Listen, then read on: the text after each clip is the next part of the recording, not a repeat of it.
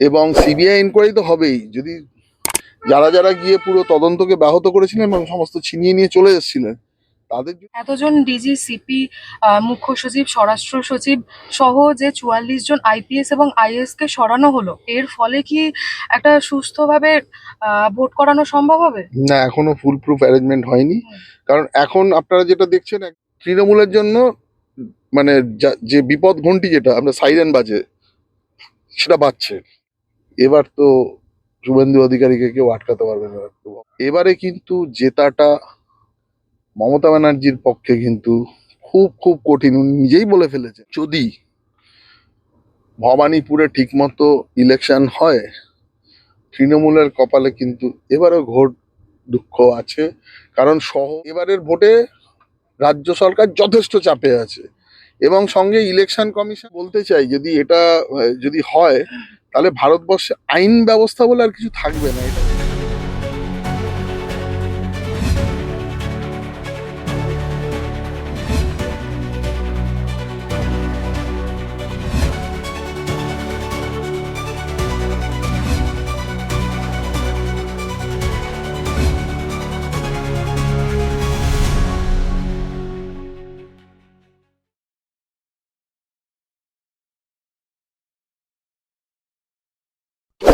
Sir, প্রথমে CM news media আপনাকে স্বাগত জানাই।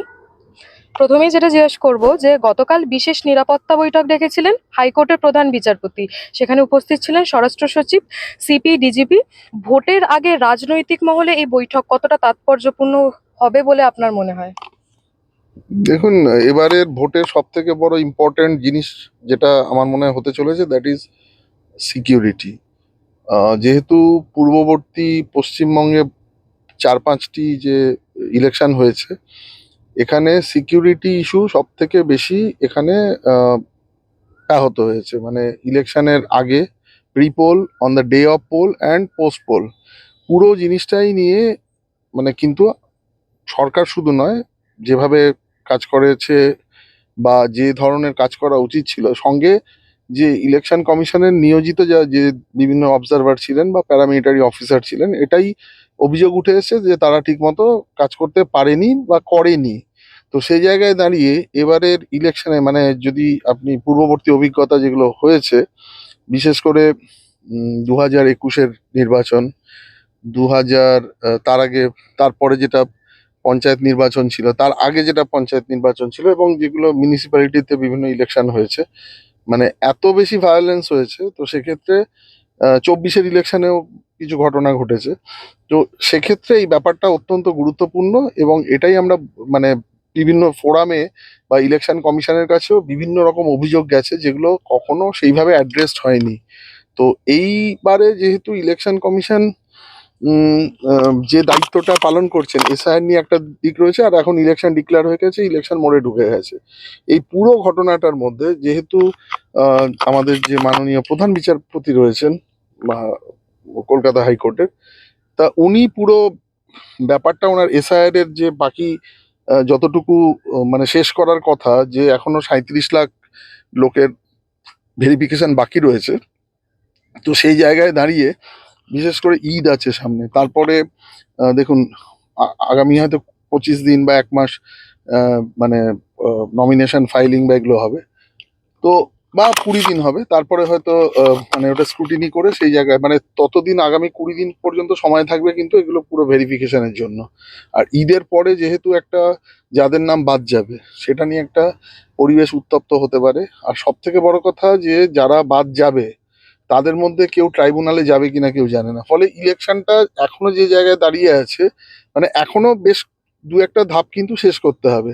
তো ফলে যাদের নাম বাদ যাবে তারা কিভাবে রিয়াকশন দেবেন, ঠিক আছে, বা মানে যারা অবৈধ ভোটার বলে চিহ্নিত হবে তারা কি ধরনের law and order issue create করতে পারেন, এটার জন্যই কিন্তু এই পুরো ব্যবস্থাপনাটা তৈরি করা হয়েছে। এবং তার মধ্যে যে নবনির্বাচিত যিনি নবনিযুক্ত chief secretary, home secretary, DGP বা কমিশনার অফ পুলিশ, এদের সকলের মানে তত্ত্বাবধানে এমন একটা বা যাদের নতুন অফিসার বিভিন্ন জায়গায় ডিটেলড হয়েছে, পুলিশ অফিসার এবং যারা ডিএম বা অন্যান্য পর্যায়ের অফিসার যারা ইলেকশনের সাথে ডাইরেক্টলি রিলেটেড, এবং এই প্রসেসটা যেহেতু চলবে তো সরকার এটা কি করে মোকাবিলা করবে এবং প্যারামিলিটারি ফোর্সকেও কিভাবে কাজে লাগাবে, এর জন্যই এই পুরো পর্যালোচনাটা। আচ্ছা, এই যে এতজন ডিজি, সিপি, মুখ্য সচিব, স্বরাষ্ট্র সচিব সহ যে 44 জন আইপিএস এবং আইএএস কে সরানো হলো, এর ফলে কি একটা সুস্থভাবে ভোট করানো সম্ভব হবে? না, এখনো ফুল প্রুফ অ্যারেঞ্জমেন্ট হয়নি, হুম, কারণ এখন আপনারা যেটা দেখছেন একদম আপার টিয়ারে দেখেছেন, হুম। এরপরে মিডল টিয়ারের কিছুটা হয়েছে, কিন্তু এখনো মিডল বা লোয়ার মিডল থেকে একদম লোয়ার টিয়ার যারা ইলেকশনটা কন্ট্রোল করে, এই পুরো জিনিসটা কিন্তু এখনো বাকি রয়েছে। যতক্ষণ না যারা মানে কনসার্ন যারা ওসিআইসিরা বা ধরুন কিছু ডিএসপি পদমর্যাদার যারা অফিসার রয়েছেন এবং প্রশাসনের ক্ষেত্রে কিছু রিটার্নিং অফিসার, কিছু অ্যাসিস্ট্যান্ট রিটার্নিং অফিসার যাদের বিরুদ্ধে বিভিন্ন সময় ইলেকশনে বা এই এসআইআর এর সময় যারা ইআরও বা এইআরও হিসাবে কাজ করেছেন বা বিএলও হিসাবে কাজ করেছেন, যারা ঠিকমতো দায়িত্ব পালন করেননি, এদের বিরুদ্ধে যদি কোনো ব্যবস্থা না নেওয়া হয়, আমি বলছি না সবার বিরুদ্ধেই শাস্তিমূলক ব্যবস্থা নিতে হবে, কিন্তু অনেক সময় প্রিকনারি কশনারি মেজার হিসাবেও যে তাদের যদি ডাইরেক্টলি ইলেকশনে ইনভলভ করে দেওয়া হয়, তারা যেহেতু নিরপেক্ষ ছিলেন না এরকম অভিযোগ থেকেছে, সেটা যদি মানে কিঞ্চিত অংশ যদি সত্যি হয়, তাহলে তারা যদি ইলেকশনে ডাইরেক্ট আবার কন্ট্রোল করেন বা তারা ইলেকশনে পার্টিসিপেট করেন, ইলেকশনটা কিন্তু নিরপেক্ষ হওয়ার চান্সটা অত্যন্ত কম থাকে। তো সেই জায়গায় দাঁড়িয়ে আমি এটাই বলতে পারি যে একটা উপরের স্তরের বা একটু মধ্যবর্তী স্তরে একটা হয়েছে, এরপরে পুরো ব্যবস্থাটা যতক্ষণ না কারণ নিচের স্তরটা অনেক বড়, সব থেকে বেশি অভিযোগটা কিন্তু সেখানকার অফিসার ইনচার্জদের বা ইন্সপেক্টর ইনচার্জদের নিয়ে বেশ বেশ কিছু পুলিশ অফিসার যারা এই লেভেলে কাজ করেন এবং আরো কিছু অফিসার যারা রয়েছেন যারা কাউন্টিং এ বিভিন্ন সময় প্রবলেম তৈরি করেছেন এবং প্যারামিলিটারি ফোর্সকে ব্যবহার করেননি, এবং অনেক সময় পুরো দেখা গেছে পুরো ব্যাপারটাকে ভায়োলেট করেছেন এবং রুলকে ভায়োলেট করেছেন শুধু নয়, শাসক দলকে প্রত্যক্ষ বা পরোক্ষভাবে সুবিধা পাইয়ে দিয়েছেন। যতক্ষণ না এই পুরো প্রসেসটাকে ক্লিন করা যাবে, ততক্ষণ কিন্তু ইলেকশনটা শান্তিপূর্ণভাবে হওয়া সম্ভব বলে বা নিরপেক্ষভাবে হওয়া সম্ভব বলে আমি পুরোপুরি মনে করি না। অবশ্যই ইলেকশন কমিশন এবারে অত্যন্ত দ্রুত গতির সাথে কাজ করছেন। আমরা আশা করব যে যেই অভিযোগগুলো যাদের এগেনস্টে রয়েছে বা ইলেকশন কমিশন এসআর এর সময় এবং বলেছেন যে 2021-এর পরবর্তী যে ভোট যে মানে ভায়োলেন্স হয়েছে সেই সময় যারা ঠিকমতো দায়িত্ব পালন করেনি তাদের বিরুদ্ধে যেন যথাযথ এবং যত তাড়াতাড়ি সম্ভব including the lower level officer ব্যবস্থাটা নেওয়া হয়। এই যে উচ্চপদস্থ যে অফিসাররা আছে তাদের তো সরানো হয়েছে, কিন্তু এই যে আপনি যেমনটা বললেন এইআরও ইআরওদের কথা বললেন, বিভিন্ন বুথের ভিতর তো দেখা যায় যে ছাপ্পার রিগিং হচ্ছে, তো সেইগুলো কিভাবে আটকানো সম্ভব? সেখানে তো বুথ লেভেল কর্মীরা থেকে যায়। দেখুন, এবারে যেমন ইলেকশন কমিশন কয়েকটা খুব গুরুত্বপূর্ণ নির্দেশ দিয়েছেন, তার মধ্যে হচ্ছে একটা ওয়েব ক্যাম যখন কাস্টিং হবে পুরোটা, ওই পুরো ওয়েব কাস্টিং এর সময় যদি কোথাও আগে কি করা হতো যে তার খুলে দেওয়া হতো বা কোথাও দেখবেন কালো টেপ লাগিয়ে সেটা হয়তো সম্প্রচার হতে দিত না, এবং আরো যেটা ভিতরে ভায়োলেশন হতো বা যে ঠিক মতো ভোটিং কেন্দ্রের মধ্যে ঠিক মতো ভোট দিতে পারতো না, এই পুরো ব্যবস্থাটাকে ফুল প্রুফ করার জন্য আমি যেমন একটা এটা ব্যবস্থা বললাম, ইলেকশন কমিশন এরকম একগুচ্ছ ব্যবস্থা নেওয়ার কথা ঘোষণা করেছে। এই ব্যবস্থা কোথাও যদি ধরুন আহ, আপনি সেন্ট্রাল মনিটর যেখানে হবে, সেন্ট্রালি মনিটর যেখানে হবে সেখানে বসে যদি কোথাও দেখতে পান যে কোথাও আধ ঘন্টা 1 ঘন্টা 2 ঘন্টার জন্য ওয়েবকাস্টিং হচ্ছে না, তাহলে কিন্তু এবারে ইলেকশন কমিশন এটাও ব্যবস্থা করে রেখেছে যে সেই জায়গাতে ইলেকশনটা বন্ধ হয়ে যাবে সেই পার্টিকুলার বুথে। তো এটা অত্যন্ত ইতিবাচক একটা দিক। বা কোথাও যদি ধরুন গ্রস ভায়োলেশনের কোনো ব্যাপার রয়েছে, কাউন্টিং এর পরেও ইলেকশন কমিশন একটা নির্দিষ্ট সংখ্যক দিনের মধ্যে তার প্রভিশন রেখেছে, যদি সেই সময় কোনো অভিযোগ জমা পড়ে সেই অভিযোগের যদি সত্যতা থাকে, তাহলে কিন্তু সেই ব্যাপারটাকে মানে সেই যে পরিণাম যেটা আছে সেটা কিন্তু পাল্টে যেতে পারে। এগুলো অত্যন্ত ইতিবাচক পদক্ষেপ। তার সাথে আমরা যেটা মনে করি ব্যক্তিগতভাবে যে বিশেষ করে বুথে যে পোলিং এজেন্ট বসিয়ে ভোটারদের ওপরে মনস্তাত্ত্বিক চাপ বা যারা পোলিং অফিসার তাদের ওপরে চাপ সৃষ্টি করা হয়, একইভাবে কাউন্টিং এও সেই পদ্ধতি অবলম্বন করা হয়। এই সমস্ত লোকজনকে যদি এর বাইরে রাখা হয় যারা এই ধরনের কাজ করেন, তাহলে আমার মনে হয় যদি বিশেষ করে পোলিং এর সময় যদি যারা পোলিং এজেন্ট রয়েছেন তাদের যদি ভিতরে না বসিয়ে বাইরে বসানো হয়, তাহলে কিন্তু ভোটারদের ওপরে ভয় দেখানোর ব্যাপারটা অনেক কমতে পারে। আর বিশেষ করে যে অফিসাররা নিযুক্ত হয়েছেন, আশা করব আমি তারা প্যারামিলিটারি ফোর্সকে সঠিকভাবে ব্যবহার করবেন এবং যেখানে যেখানে অভিযোগ হবে তাতে খুব দ্রুততার সাথে সেখানে পৌঁছবেন এবং জিরো টলারেন্স, যেরকম চিফ ইলেকশন কমিশনার বলে গেছেন এখানে, মানে এরকমই যেন পুরো ব্যাপারটাই থাকে, তার কোনো ভায়োলেশন না হয়, তাহলেই ইলেকশন সঠিকভাবে হবে। এবং আমরা আশা করব মানুষ যদি সেইটুকু সুযোগ পান, এবারে আমাদের চমকপ্রদ কিছু ফল আমরা আশা করছি। দিকে দেখা যাচ্ছে যে গতকালে আইপ্যাক মামলার শুনানি ছিল, তো সেখানে রাজ্যের আইনজীবী বলছেন ইডির মামলা করার কোনো অধিকার নেই এবং ইডি এভাবে মামলা করতে পারেন না বলে তিনি যুক্তি দেন নানা রকম। মানে কালকে আমি প্রায় মিনিট 15 আর্গুমেন্টটা শুনছিলাম, মানে অদ্ভুত, মানে হয়তো কপিল সিব্বাল বা ওই মিস্টার দেওয়ান ছিলেন বলেই আর্গুমেন্টটা অতক্ষণ হয়েছে। সত্যি কথা বলছি, অন্য কেউ থাকলে হয়তো মানে হিয়ারিংটাই মানে শুনতোই না ওদের কথা। মানে মেনটেনেবিলিটি, মানে মামলা চলে গেছে, এত বড় একটা ক্রিমিনাল অফেন্সের এগেনস্টে মামলা হচ্ছে, ইডি মামলা করতে পারে না পারে তার কিন্তু ব্যাপারটা ছিল না। হিয়ারিং এ গিয়ে আর্গুমেন্ট হচ্ছে মেনটেনেবিলিটি অফ পিএমএলএ অ্যাক্ট, ঠিক আছে? ওটা বেসিক যেটা বলছে যে কনস্টিটিউশনাল বেঞ্চ ফর্ম করে আপনি আমার হিয়ারিংটা শুনুন, ইডি নাকি ওটা করতেই পারে না। তো মানে কি বলবো, মানে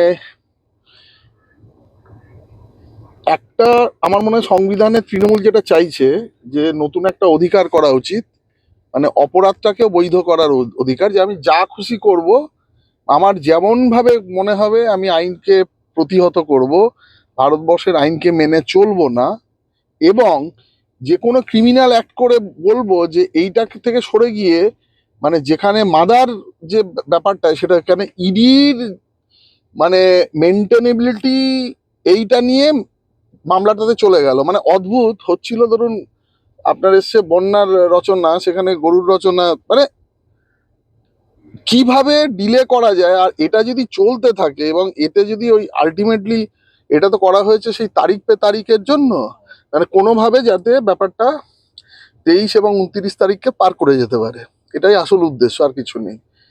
এটা যদি, তার জন্য আবার কালকে ডেট চেয়েছিল, প্রথমে প্রথমে চেয়েছিল হিয়ারিংটাই হবে না, তারপরে হিয়ারিং যখন হয়েছে, সত্যি কথা বলতে মানে এত বাজে আর্গুমেন্ট, আমি এত বড় বড় মানে তাদের নাম আইনজীবী আমি দেখিনি, মানে রিড আউট করছিল দেখে দেখে, মানে বিভিন্ন সেকশন ওরা রিড আউট করছিল, এবং সেক্ষেত্রে ইডির মেনটেনেবিলিটি কেন হতে পারে না, পিএমএল এর বিভিন্ন অ্যাক্ট দিয়ে ওখানে পড়ে শোনাচ্ছিল। তো আমি আবার বললাম অন্য কেউ থাকলে হয়তো ওখান থেকে মানে বার করে দিত। তো এখন এমন একটা পর্যায়ে দাঁড়িয়েছে যে আমি যা খুশি করতে পারি, আমি যে কোনো তদন্তকে ব্যাহত করতে পারি, অফিসারদের ভয় দেখাতে পারি, তাদের এগেনস্টে কেস দিতে পারি, ফাইল কেড়ে নিয়ে চলে যেতে পারি, ফাইল ছিনতাই করতে পারি, অন্যান্য ইলেকট্রনিক গ্যাজেটস থেকে সেটাকে ট্যাম্পার করতে পারি, ওটাকে আমাকে বৈধ অধিকার দিতে হবে। আপনারা আগেও দেখেছেন বিভিন্ন জায়গাতে ইডির অফিসাররা, সিবিআই অফিসাররা আক্রান্ত হয়েছে, প্যারামিলিটারি ফোর্সেসও আক্রান্ত হয়েছে। তারপরে এই মামলাটা যে কেন শোনা হচ্ছে, মানে এতে কেন এখনো এতদিন হিয়ারিং হচ্ছে, আর্গুমেন্ট হচ্ছে, এটাই আমাদের খুব আশ্চর্য লাগছে। এটা যদি মানে মমতা ব্যানার্জি না হয়ে অন্য কেউ করতো, আমার মনে হয় প্রথম দিনই সুপ্রিম কোর্ট তাকে আগে বলতো, আগে ওকে মানে he or she should be behind the bars, তারপর কথা হবে, ঠিক আছে? আমি জানি না এখানে কেন এত বেশি আর্গুমেন্ট চলছে এবং লাস্টে মামলার মেনটেনেবিলিটির ওপরে চলে গেল। তো অত্যন্ত একটা খারাপ দৃষ্টান্ত। এটা আমি বলতে চাই, যদি এটা যদি হয়, তাহলে ভারতবর্ষে আইন ব্যবস্থা বলে আর কিছু থাকবে না, এটা নিয়ে যদি লাস্টে ওই মেনটেনেবিলিটির ওপরে মানে আর্গুমেন্ট হয়। আর এটাতে যে পানিশমেন্ট পাওয়া উচিত ছিল যেই করেছে, তাতে সেটা যদি না পায়, তাহলে ওই আইনের শাসন বলে কথাটা মনে হয় ডিকশনারি থেকে মুছে দিতে হবে। বলতে গেলে প্রতীক জৈন বা রাজীব কুমার সেখানে ইডির তদন্তের কাজে তো বাধা দিয়েছিল, তো তাদের বিরুদ্ধেও তো কোনো ব্যবস্থা নেওয়া বা তদন্ত করা উচিত ছিল। দেখুন, প্রতীক জৈনের বাড়িতে ঘটনাটা ঘটেছিল, মানে যখন রেড শুরু হয়েছিল ওনার থেকে পরবর্তীকালে অবশ্যই ইনফরমেশন যাবেই। আজকে ইলেকট্রনিক মিডিয়ার যুগ, বা হয়তো উনি ডাইরেক্টলি ফোন, আমি জানি না করেছিলেন কিনা, হয়তো অন্য কেউ ফোন করে জানিয়েছে, বা ওনার পাড়া প্রতিবেশী, যে যে কোনো লোক হোক না কেন, সে পুলিশকে জানিয়েছে। তারপরেই পুরো ঘটনাটা ঘটেছে। ইন্টারভেন করেছে এসে কলকাতা পুলিশ, ইন্টারভেন করেছে রাজ্য পুলিশ, এবং তার সাথে ওনারা, সিএম নিজে গিয়ে ওখানে, মানে পুরো ব্যাপারটা উনি নিজের তত্ত্বাবধানে নিয়ে পুরো জিনিসগুলোকে নিয়ে চলে এসছে। মানে ইডি থেকে ফাইল ছিনিয়ে, ল্যাপটপ, মোবাইল সমস্ত কিছুই ছিল। তো সবথেকে আশ্চর্যের ব্যাপার, ইডির অফিসারের ফোনও কেড়ে নিয়ে চলে এসেছেন। তো কোন পর্যায়ে এটা যেতে পারে, এবং কতখানি মানুষ, মানে কি বলবো, একটা নিচে নামার একটা মানে নিকৃষ্টতম এক্সাম্পল। এবং পুলিশ গিয়ে দায়িত্ব নিয়ে যে কাজটা করা উচিত নয় কোনোদিন, সেই কাজটাই কিন্তু করেছে, দায়িত্ব নিয়ে করেছে। মানে পুলিশ দাঁড় করিয়ে, যেখানে ওনাকে বলা উচিত ছিল, উনি যেতে চাইলেও বলা উচিত ছিল যে এটা ভারতবর্ষের আইনে এটাকে মানে কোনোভাবেই মান্যতা দেয় না, তার উল্টোটা করেছে গিয়ে, উল্টে এদেরকে চমকিয়েছে, প্যারামিলিটারি ফোর্সের অফিসারদের চমকিয়ে। মানে সেখানে যখন আমরা পরে যখন কোর্টে আর্গুমেন্ট দেখলাম, বা যখন ওনারা ওই এপিডেভিট ফাইল করেছিলেন, তখন পরিষ্কার বলা আছে যে এমন একটা পরিস্থিতি হয়েছিল, যদি বাধা দিতে যাওয়া হতো প্যারামিলিটারি ফোর্সের সাথে রাজ্য পুলিশের একটা বড় সংঘাত হতে পারতো। তো এটা যদি পুলিশ নিজে দায়িত্ব নিয়ে গিয়ে এটা করে, মানে আমি প্রতীক জৈনকে কোনো দোষ দেবো না। দেখুন, প্রতীক জৈন হচ্ছে একজন সিভিলিয়ান, তার পক্ষে আইন জানা সম্ভব নয়। বা উনি কোনো কোথাও আমরা দেখিনি কোনো ডকুমেন্টেশন, বা কোথাও ইডি কোথাও এপিডেভিটে লিখেছে যে উনি ওনাকে ছিনিয়ে নিয়ে চলে এসছে, ঠিক আছে, বা উনি নিজে বাধা দিয়েছেন। উনি হয়তো সেটাকে জানিয়েছিলেন, কিন্তু বাকি যারা আসবেন তারা তো একজন সংবিধানে শপথ নেওয়া একজন ব্যক্তি, আর অন্য দুজন হচ্ছে যে আইনের, তারা সর্বোচ্চ কর্তা, ঠিক আছে। এবং তারাও কিন্তু সংবিধানে শপথ নিয়ে তাদের চেয়ারে বসেছেন। যখন আমাদের মানে সংবিধানে শপথ নিয়েই কিন্তু পুলিশ সার্ভিসে যখন কেউ আসে, তাকে শপথ নিতে হয় যে আমি সংবিধানকে মেনে চলবো। মানে কতটা খারাপ দৃষ্টান্ত, এবং কত বড় জঘন্য মানে অপরাধ, এটা বলার কোনো ইয়ে নয়। মানে যে আইন জানে, সে যদি আইন ভাঙে, তার জন্য পানিশমেন্ট আরো বেশি হওয়া উচিত। তো সেক্ষেত্রে মানে আমার মনে হয় যে যারা যে যে পুলিশ অফিসার করেছেন, তারা অ্যালাউ করেছেন যে, এবং তারা সঙ্গে সিএম কে নিয়ে গেছেন, তাদের পানিশমেন্ট আরো বেশি হওয়া উচিত। এই যে রাজ্য সরকারের তরফ থেকে যে বারবার সময় চাওয়া হচ্ছে, তো সেক্ষেত্রে সুপ্রিম কোর্ট জানিয়েছে যে অলরেডি 4 সপ্তাহ সময় দেওয়া হচ্ছে। তো তারা কি কোথাও না কোথাও যে ভয় পাচ্ছে এমন কিছু সামনে চলে আসতে পারে, সেই জন্য বারবার ডিলে করার চেষ্টা করছেন এই মামলা? একটাই ট্যাকটিক্স, 23 এবং 29 এপ্রিলটাকে পার করে দেওয়া, ঠিক আছে।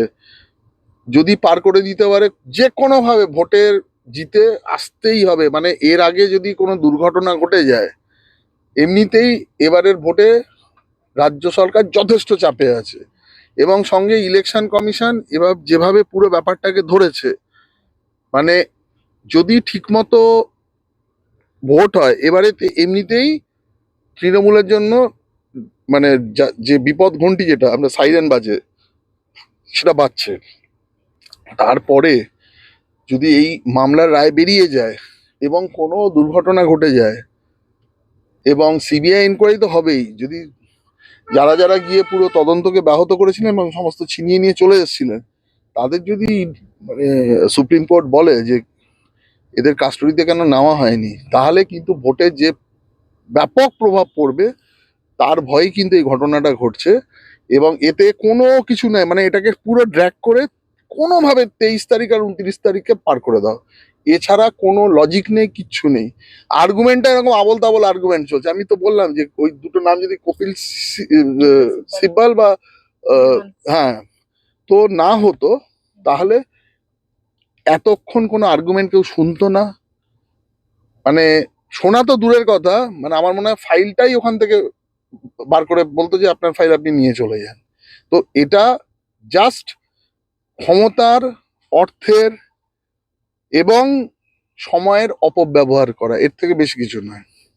কিছুদিন আগে আমরা দেখেছি যে সভামঞ্চে দাঁড়িয়ে মুখ্যমন্ত্রী মমতা বন্দ্যোপাধ্যায় বলেছিলেন যে একটা সম্প্রদায় যদি একজোট হয় তাহলে 1 মিনিটে কি হবে সেই নিয়ে নিদান দেওয়ার পরই দেখা গেছে যে বিভিন্ন জায়গায় হামলা শুরু হয়েছে। তো গতকাল দেখা গেছে ক্যানিং এর বিজেপি কর্মী বাচ্চু মান্নার বাড়িতে হামলা হয় কাশেমের নেতৃত্বে, কি বলবেন? দেখুন, এখানে একটা কথাই বলতে পারি যে অনেকবার আমরা এগুলো শুনে শুনে অভ্যস্ত হয়ে গেছি, এখনো কিছু অ্যাকশন হয়নি। যে ধরনের অ্যাকশন এগুলো দিন দিন হচ্ছে, এটা হচ্ছে ভারত বিরোধী কথাবার্তা, সংবিধানের বিরোধী কথাবার্তা। আমাদের সংবিধানে যে আহ, বিভিন্ন ধর্মকে সমমর্যাদা দিয়ে সেম রেসপেক্ট দিয়ে দেখা, কোনো রকম এমন কোনো ধর্মীয় ভাষণ বা উস্কানিমূলক ভাষণ না দেওয়া যেখানে সাম্য বা ভারসাম্য নষ্ট হতে পারে, এবং ভারতবর্ষের যে আপনার ন্যায় সংহিতা এখন রয়েছে, আগে যে আইপিসি ছিল, সেক্ষেত্রেও কিন্তু এগুলো ভায়োলেশনের জন্য স্পেসিফিক পানিশমেন্টের ব্যবস্থা আছে এবং কঠোর সেখানে শাস্তিদানের কথা বলা হয়েছে। দুঃখের ব্যাপার, এই রাজ্যে এখনো অবধি এরকম কোনো ঘটনা ঘটেনি। যদি হতো তাহলে কোনো রাজনৈতিক নেতা এই সমস্ত উস্কানিমূলক মন্তব্য কেউ করতো না।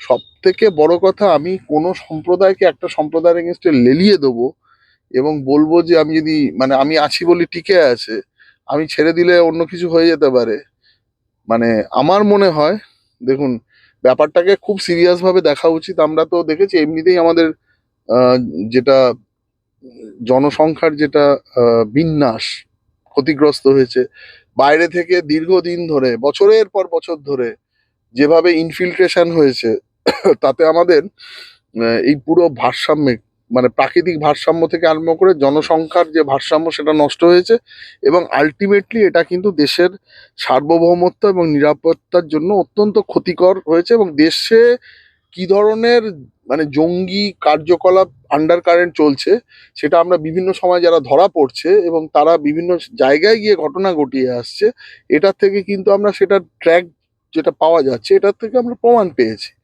হয়তো এখানে আরো বড় কিছু ঘটনা ঘটানোর জন্য এরা বসে রয়েছে। এর পুরো দায়ী কিন্তু এই পুরো সিস্টেমটাকে যারা চালাচ্ছে এবং এটাকে প্রমোট করছে তারা। এই ধরনের উস্কানিমূলক ভাষণ থেকে ভারতবাসীকে রক্ষা করতে হবে। এটা শুধু ব্যক্তিগত কোনো পার্টিকুলার কারো সমস্যা নয়, এটা কোনো শুধু একটা এরিয়ার সমস্যা নয়, এটা কোনো রাজ্যের সমস্যা নয়, এটা গোটা দেশের সমস্যা। এটাকে এত ছোট করে দেখলে চলবে না। আমার মনে হয় কেন্দ্রীয় সরকারের আরো বেশি তৎপর হওয়া উচিত। যে ধরনের মন্তব্যে এই ধরনের মন্তব্য যারা করছে, তাদের ক্ষেত্রে তারা যেই হোক না কেন, যে ধরনের তারা নেতা হোক, যে ধরনের পদে বসে থাকুক, যা খুশি করুক না কেন, এটাকে কিন্তু কোনোভাবে স্পেয়ার করা উচিত নয়। এটা যদি করে নেওয়া হয়, তাহলে ভারতবর্ষে আইন বলে কিছু থাকবে না, ভারতবর্ষের সিকিউরিটি বলে কিছু থাকবে না, ভারতবর্ষের সার্বভৌমত্ব কিছু বলে কিছু থাকবে না, এবং ভারত যেভাবে যেভাবে বিদেশি রাষ্ট্রের হাতে আক্রান্ত হয়েছে বিভিন্ন সময় আমরা অ্যালাউ করেছি পূর্ববর্তী সময়ে, যার জন্য আমাদের এতদিনের দাসত্ব চলেছে। কখনো সুলতান যুগ, কখনো মোগল যুগ, কখনো ব্রিটিশদের সময়, কখনো অন্যান্য বিভিন্ন ইউরোপিয়ান কমিউনিটি ভারতবর্ষে এসে আক্রমণ করে দখল করে নিয়ে সেখানে কলোনি করেছে। তো সেই ব্যাপারটা থেকে আমরা যত তাড়াতাড়ি বেরোতে পারবো ততটা ভালো।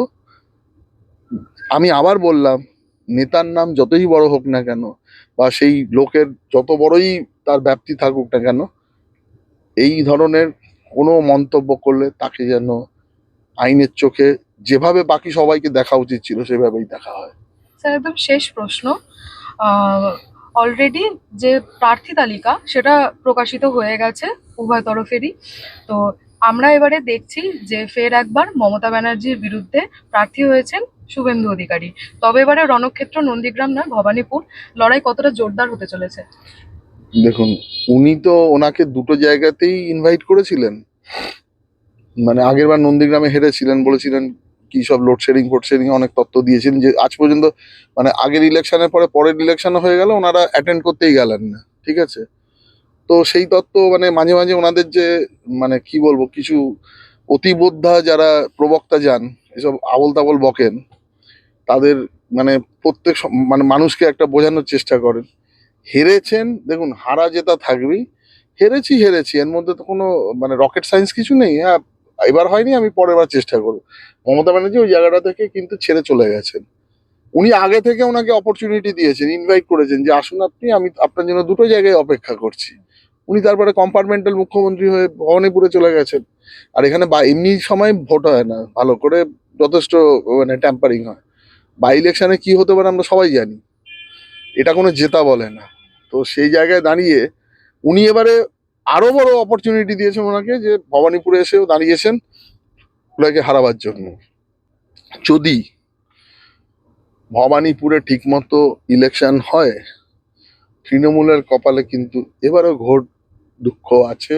কারণ শহর, আমরা যে ভোটের ট্রেন্ড দেখেছি গত লোকসভা ইলেকশনে, শহর আস্তে আস্তে মুখ ফিরিয়ে নিচ্ছে, ক্রমশ মুখ ফিরিয়ে নিচ্ছে যত দিন যাচ্ছে।